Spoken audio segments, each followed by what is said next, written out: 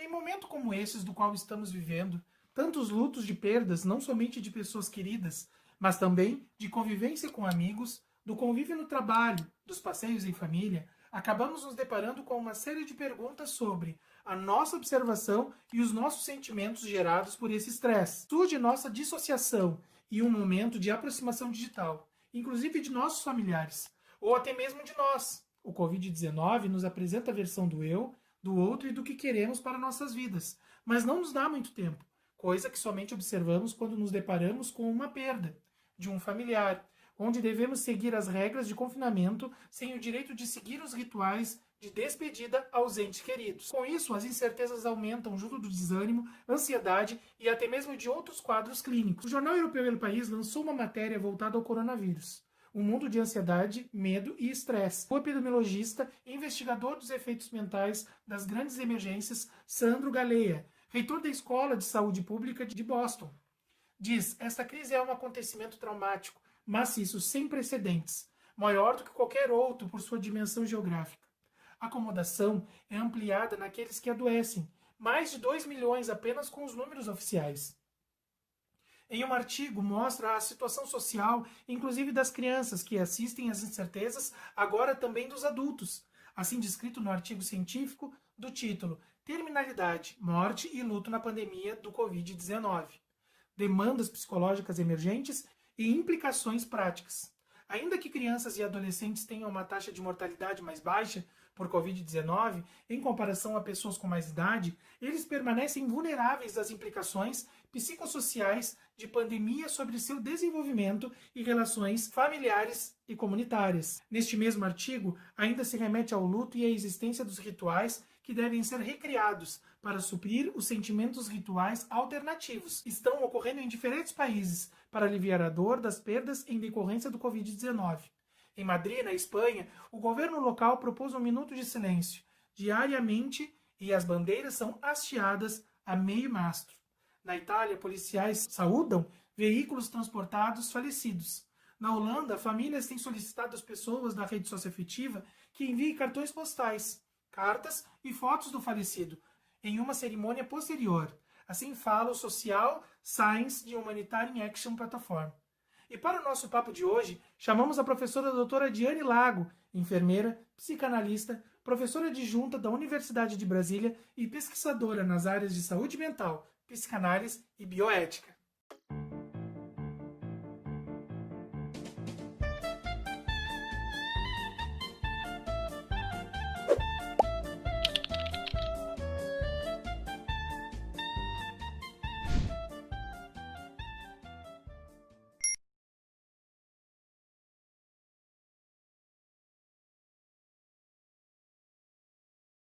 Jóia. Olá, professora Diane, tudo bem? Tudo jóia. É um prazer estar aqui com vocês hoje. Ah, que ótimo. Esse assunto é um assunto bastante pertinente para o momento, porém a gente ainda não achava a pessoa certa para estar falando um pouco mais sobre esse assunto, que é a ansiedade, a perda e Covid-19, como entender a dor deste luto. Como é um tema que abrange muitas situações, inclusive culturais, é mais interessante a gente estar preparado para poder falar um pouco mais sobre o contexto, né? Sim, concordo. Envolve muitas questões culturais, envolve formas de viver, né? Formas de enfrentar as crises. E aí a gente vai conversar hoje um pouquinho sobre isso. Estou aqui ao seu dispor. Professora, quais as importâncias ou reais importância dos rituais em momentos fúnebres para a comunidade? Então, quando a gente pensa na Covid-19, no que a gente está vivendo, né, vivenciando nesse momento, uma das coisas que impacta bastante na qualidade de vida e no bem-estar das pessoas, na saúde mental em geral, é a dificuldade ou a falta de oportunidade da despedida, né?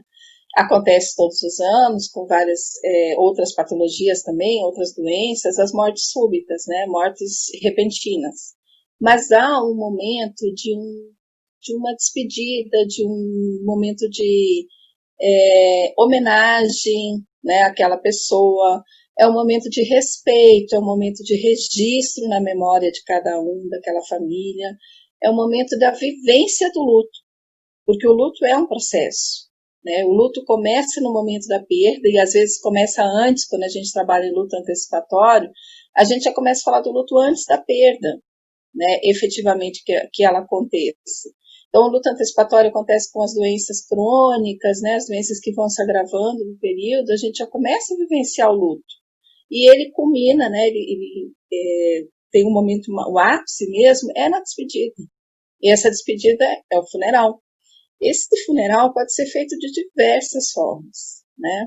De um tempo para cá, está mais comum, diria, né, assim, mais acontecendo mais as cerimônias diferenciadas, né? São cerimônias que não envolvem o corpo presente, que envolvem apenas uma despedida, uma reunião familiar, uma reunião de amigos e homenagens. Hoje, com essa patologia em si, por ela ser de alta virulência, de alta contaminação infecção, e capacidade de infecção, as pessoas não podem fazer essa despedida. Essa de corpo presente, essa despedida que é a tradicional feita no Ocidente. Mas é possível, sim, a gente transformar essa despedida tradicional, que a gente costuma fazer, numa despedida de uma forma diferenciada, uma forma de homenagem.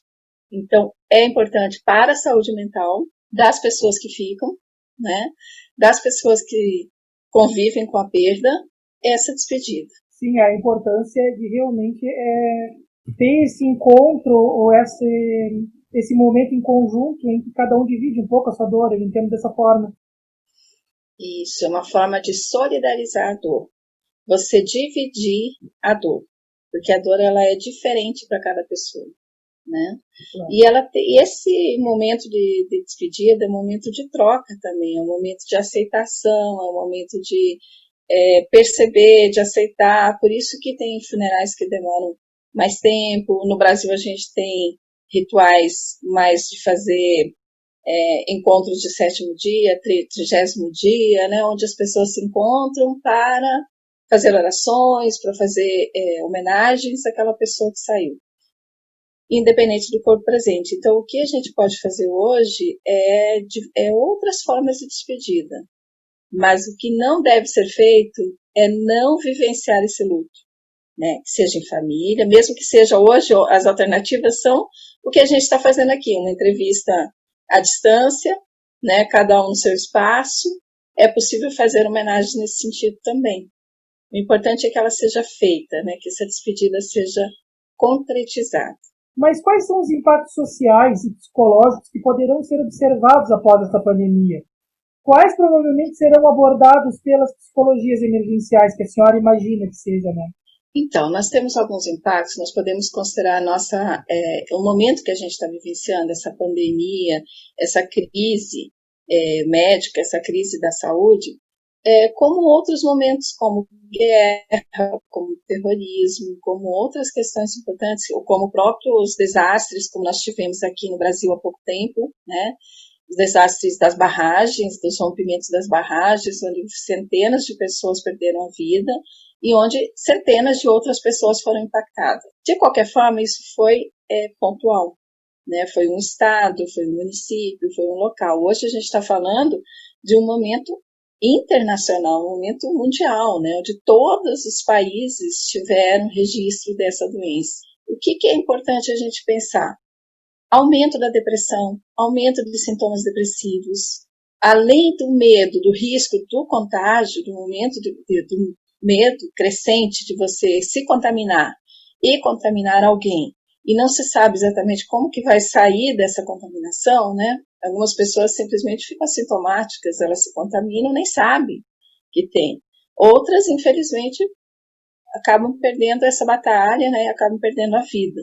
Então, esse medo começa a ser progressivo.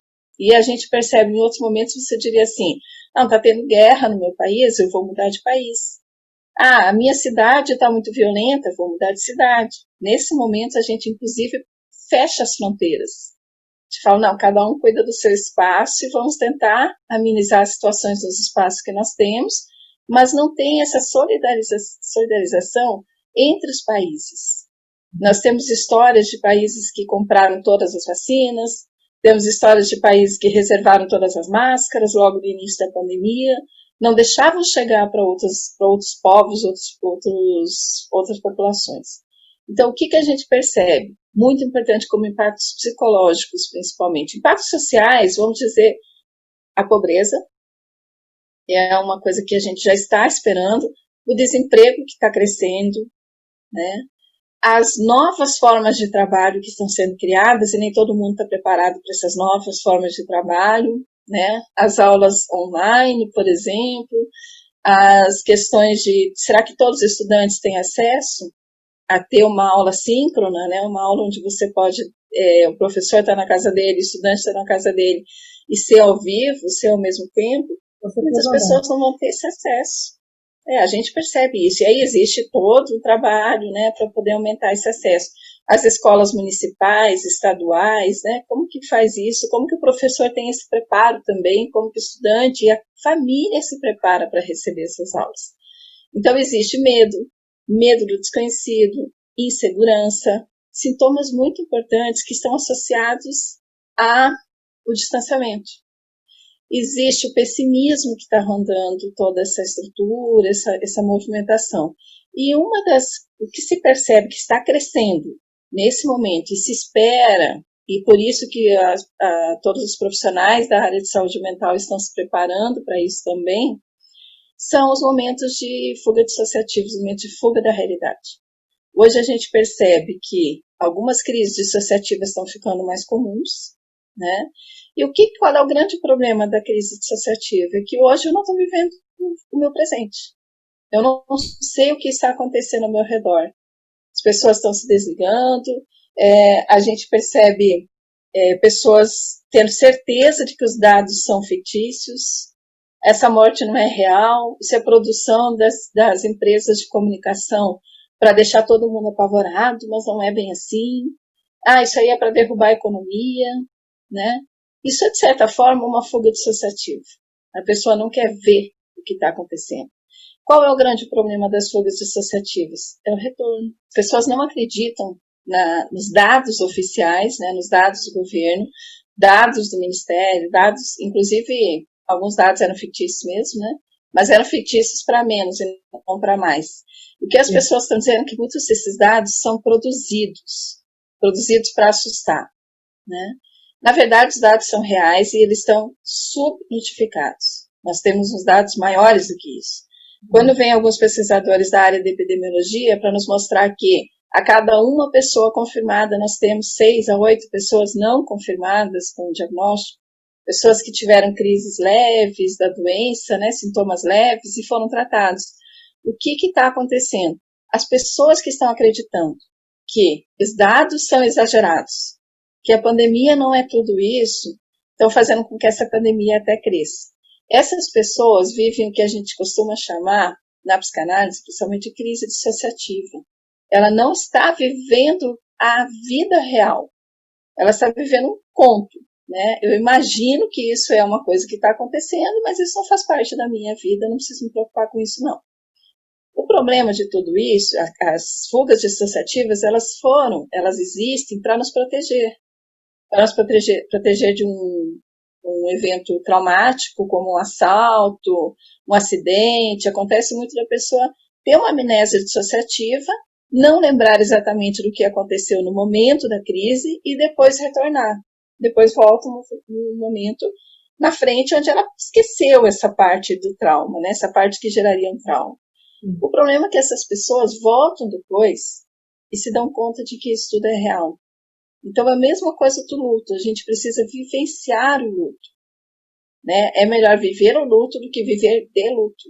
Porque se eu não conseguir vivenciar o luto, trabalhar essas dores vão perpetuar, né? E Lacan fala que todas as palavras não ditas viram sintomas.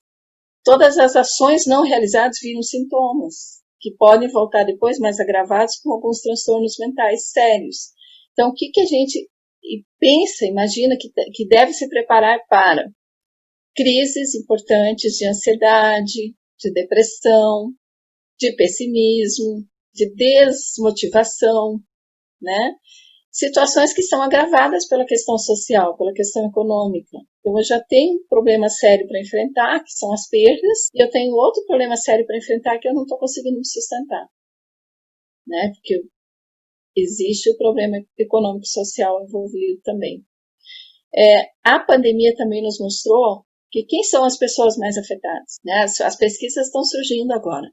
As pessoas que mais se contaminam, né? Qual é? A classe trabalhadora, a classe que precisa do ônibus, a classe que precisa, né? Que vive em mais pessoas nos mesmos cômodos. Então, está mostrando para a gente também que a desigualdade social tem um custo muito elevado no país, né? É outra questão para se pensar. A gente tem que se preparar, todos os profissionais de saúde mental, se preparar para poder acompanhar, mas não deixar para depois, começar agora, né? Começar a acompanhar as pessoas agora. Porque hoje a gente fala muito só na doença, na crise, na morte por infecção. Mas e o que vai ficar? Né? A cada perda de uma pessoa, nós temos quantas envolvidas que estão perdendo junto. Ainda ontem mesmo, eu acabei lançando um outro vídeo ontem aqui no canal, que falava exatamente sobre essa prevenção de saúde, né? Sobre esse cuidado da saúde. E uma das coisas que a senhora falou que foi muito importante é essa questão da prevenção e esse cuidado com essa única pessoa, com essa família que perdeu, é extremamente importante. Mas quando é que vem isso? Quando é que vão agir em relação a isso, né? Então, é de extrema importância esse cuidado.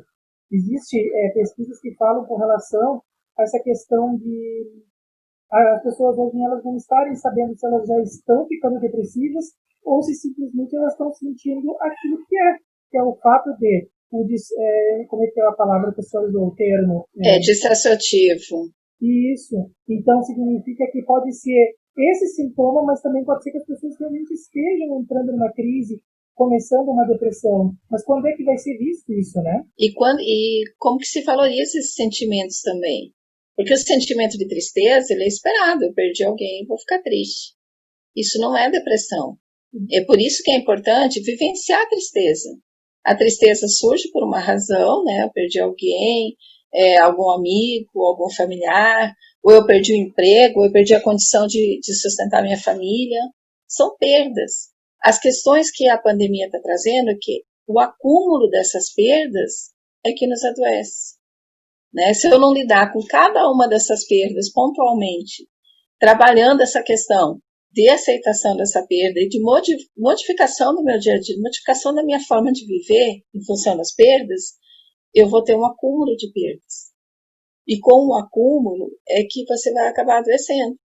Quando a gente fala em perdas, eu falo perdas bem significativas, né? De pessoas, de emprego, de renda, mas são perdas pequenas. Um exemplo de uma perda pequena, não poder comemorar um aniversário com os amigos, não poder caminhar no parque, não poder tomar banho no clube, no calor, né? Dependendo da cidade onde você mora, é um calor no momento, está chegando o verão, daqui a um tempo, né? Primavera, verão. A gente espera que até lá já tenha passado a pandemia, mas as pessoas precisam socializar, conviver. Então, essas pequenas perdas, a perda de não poder ir ao culto, à igreja, né? Não poder socializar com os meus amigos. A maior parte das pessoas que sentem mais essa dificuldade, essa necessidade desse convívio são idosos, são pessoas que precisam estar distanciadas agora, né? Precisam se preservar. Mas, às vezes, a perda que ela sente é tão grande dessa convivência que isso acaba deixando ela mais adoecida do que o próprio risco, né, de uma doença séria dessa. Então, ela começa a viver uma vida paralela, tipo assim, não, eu vou fazer de conta que não tenho vírus e vou tentar viver. Né? Então, a gente está percebendo pessoas que estão adoecendo em função disso também. Usando essa fuga, né? E no meio deste novo cotidiano de incertezas e desproteção, como é que a gente pode apoiar as famílias em luto? Sem desgastar essa energia que a gente tem, que nos apoia com o nosso equilíbrio psicológico. E daí, então, a gente consegue ver isso de uma maneira muito cotidiana, porque existe um vizinho que não está aguentando mais essa condição, não somente do luto da perda de um familiar, mas como a senhora mesmo disse, do luto da perda do seu trabalho ou do seu cotidiano com os amigos. E como que a gente pode apoiar essas pessoas sem perder essa energia que a gente tem e que no momento também nos apoia nesse equilíbrio emocional? Acho, Rodrigo, uma coisa muito importante que você falou.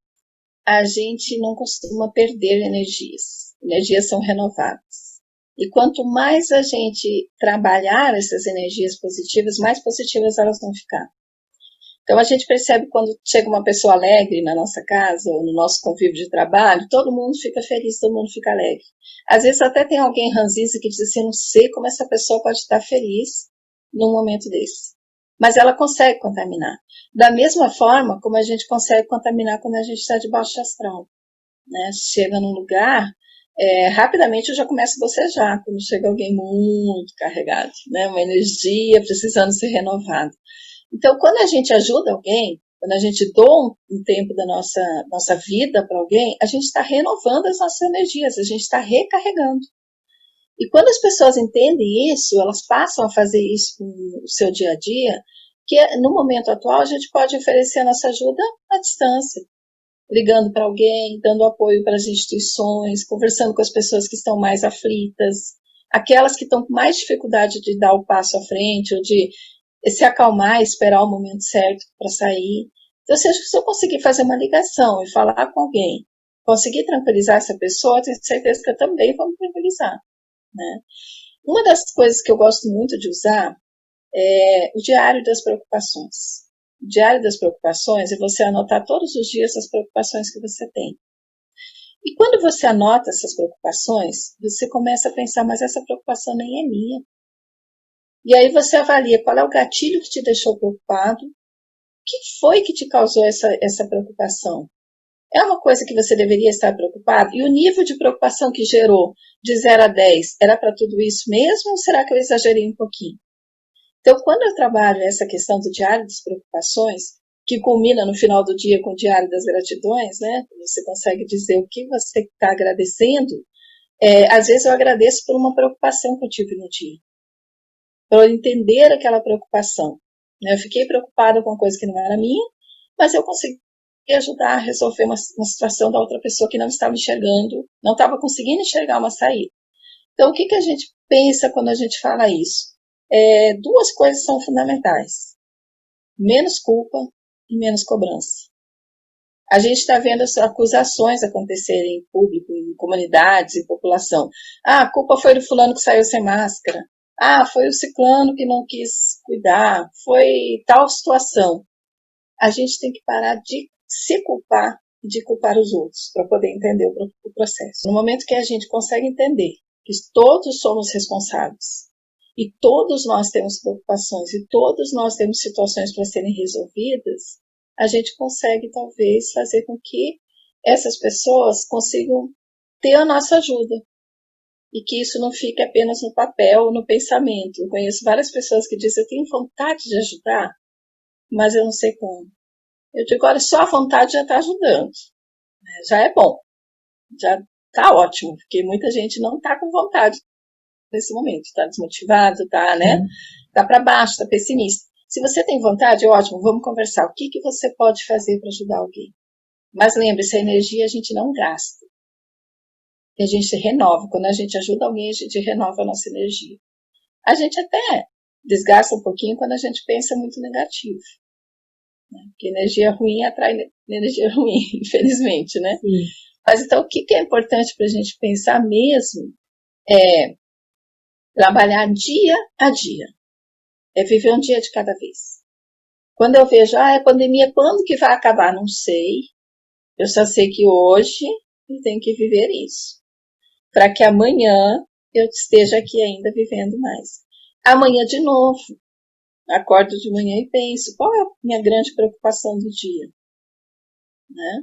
A partir dessa grande preocupação eu consigo resolver como que eu vou trabalhar. E a gente, na verdade, colocou essa questão, levantou essa questão, até porque é muito interessante a gente poder falar sobre essas questões de gastar energia, de não, mas eu vou me afastar da pessoa X, Y, A, porque ela é uma pessoa que ela está sempre assim, eu está sempre assado, ela me traz um sentimento assim, eu fico desgastado com ela. Então a gente começa a mostrar através dos conhecimentos, né, professora, que sim, a gente deve ajudar, a gente deve se envolver sim, a gente deve mostrar esse afeto, principalmente nesse momento, e a gente deve criar aí uma rede de apoio muito mais do que as limitações da nossa família, para trazer então esse conforto que deve ser amplo nesse momento. Essa questão, na verdade, ela foi uma provocação exatamente para isso, para que a gente pudesse levantar essa história de que eu vou estar me desgastando se eu não cuidar somente dos meus problemas, é uma farsa, né? Na verdade, a gente sim deve apoiar uns aos outros e cuidar cada vez mais, né, das pessoas que estão à nossa volta. Com esse fenômeno de perda, então, a gente já falou que a perda não seria somente a perda de um familiar, mas sim do emprego, da empresa, né? Como é que funciona relembrar essa perda generalizada no futuro? Como serão as pessoas do futuro se essas não procurarem estarem mais informadas, mais calmas, mais tranquilas, com menos cobranças no futuro, pós-pandemia? Elas manterão a sua rotina, conseguirão manter a sua rotina normal, ou elas vão ainda carregar um fardo que foi criado na pandemia? Eu acho que existem memórias que são importantes. Eu sempre falo que o passado nunca deve ser esquecido, ele deve ser trabalhado. Né? Não tem como eu esquecer, aconteceu uma coisa ruim e eu quero esquecer. Se eu quiser esquecer, eu não vou trabalhar, eu não vou conseguir ressignificar esse acontecimento. E para eu ressignificar esse acontecimento, eu preciso relembrá-lo. Eu preciso lembrá-lo quantas vezes for necessário. Até chegar um dia que eu vou lembrar desse acontecimento de uma forma diferente. Eu tive tantos problemas, né? Eu tive um momento tão ruim, numa perda ou numa questão, e agora é a primeira vez que eu consigo falar sem chorar. Bom, isso quer dizer que você falou isso várias vezes, ou pelo menos tentou falar, e aí o choro vinha antes, a tristeza vinha antes, e eu não conseguia me pronunciar para dizer assim, olha, perdi tal coisa, ou eu estou muito revoltada com tal situação, e aí eu penso no assunto e já choro, eu penso no assunto e já fico muito irritada, né? Já me saio do ar, saio da casinha, como eu brinco, né? Então, quando a pessoa consegue falar sobre aquele problema, aquele trauma, aquela mágoa que ela sentiu, sem chorar, sem sair da casinha, sem ficar estressada, ela já conseguiu trabalhar esse trauma. Ela já conseguiu trabalhar essa informação e essa informação faz parte do passado dela. E ela faz parte do passado dela no crescimento, né? Que o sofrimento nos faz crescer. Nem todo mundo precisa sofrer o tempo todo para crescer. Mas pequenas doses de sofrimento fazem parte. Sofrimentos comuns nossos, né? Por exemplo, a primeira vez que eu tive que me afastar da minha mãe, são pequenos sofrimentos que a gente diz, nossa, mas se eu não tivesse feito isso, eu não tinha crescido, eu não tinha ido para a faculdade, eu não tinha feito. Mas são sofrimentos que geram crescimento. Então, lembrar da pandemia no futuro, a gente tem que pensar o que a pandemia trouxe para nós. Ela trouxe muita tristeza, trouxe muitas perdas, mas ela trouxe também muito ensinamento, muito crescimento, para que a gente entendesse algumas coisas básicas do ser humano. Nós não somos únicos, não somos fortes suficientes, autossuficientes, nós somos pessoas que precisam das outras, e isso está ficando claro hoje em dia. A gente precisa viver em sociedade. A gente também não tem controle sobre tudo, então menos culpa, menos cobrança, porque esse vírus não é visível. Tenho controle sobre esse problema, sobre esse vírus. Não tenho nem controle sobre o meu vizinho, por exemplo, se ele quiser fazer tudo que eu digo para não fazer.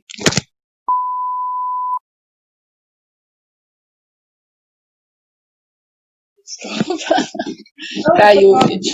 Quando eu percebo que eu não tenho controle sobre isso, eu percebo que eu tenho que cuidar da minha saúde mental e da saúde de quem eu estou responsável ou quem convive comigo.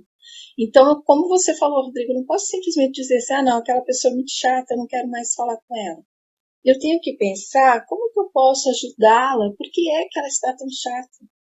Por que é que ela está tão persistente no erro? naquilo que todo mundo fala que é errado, naquilo que todo mundo fala, não faz isso, não acorda de manhã reclamando. Provavelmente seu dia vai ficar pesado, né? Mas às vezes eu não consigo fazer isso. Sabe com quem geralmente a gente não consegue? As pessoas mais próximas. Né? Tem alguns ditados que dizem casa de ferreiro, espeto de pau, né? Porque a gente não consegue, por mais que a gente queira. E outra coisa importante, a gente não conscientiza ninguém. Às vezes você vai ouvir isso na sua carreira, a gente ouve isso muito na saúde. Vamos conscientizar a população para fazer tal coisa. A gente não conscientiza ninguém. Consciência é única, é individual. Então, o que a gente pode fazer é orientar, conversar sobre, né, levar conhecimento, que é isso que vocês estão fazendo no canal, né, que as pessoas possam assistir, ver conhecimentos, pessoas diferentes falando sobre algumas situações, e elas mesmas vão se conscientizar se isso for do interesse delas. Mas nós não conscientizamos ninguém. Então, por isso que é importante a gente pensar. Tem sintomas muito comuns, né, quando a gente pensa nos estresses. Alguns sintomas a gente logo percebe, né, logo vê se essa pessoa está saindo daquele controle, né, ela está perdendo o seu controle. E aí é importante, por exemplo, nós temos um controle sobre o sono? Não conseguimos. Nós tentamos, né? Tentamos, ter diversas formas para isso e tal. Mas o principal controle é saber que a gente não resolve tudo, que a gente pode deixar algumas coisas para amanhã, né? E que a gente tem que fazer a nossa parte. Então, quando a gente consegue entender isso, que esse sintoma é um sintoma de adoecimento, é um sintoma de descontrole, a gente consegue entender pandemias, desastres, catástrofes. Hoje mesmo assisti na televisão uma enchente na China. Milhares de pessoas sendo socorridas no meio de uma pandemia, né? A água destruindo as cidades. Há pouco tempo nós tivemos um acidente horrível que aconteceu em Beirute, no Líbano, no meio da pandemia, o que provavelmente vai crescer o número de pessoas contaminadas por Covid.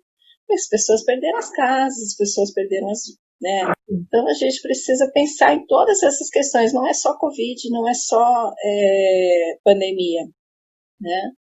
Pensar em todo o resto. Mas lembrar do que a gente vivenciou é muito importante. E lembrar do que a gente se transformou.